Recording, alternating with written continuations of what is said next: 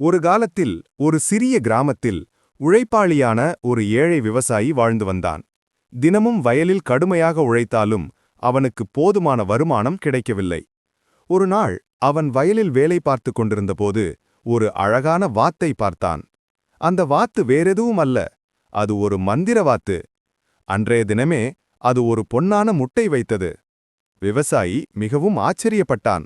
அந்த ஒரு முட்டையால் அவன் குடும்பத்திற்கு உணவும் வாழ்விற்கும் தேவையான பொருட்களும் கிடைத்தது. நாள்தோறும் அந்த வாத்து ஒரு பொன்னான முட்டை வைத்தது.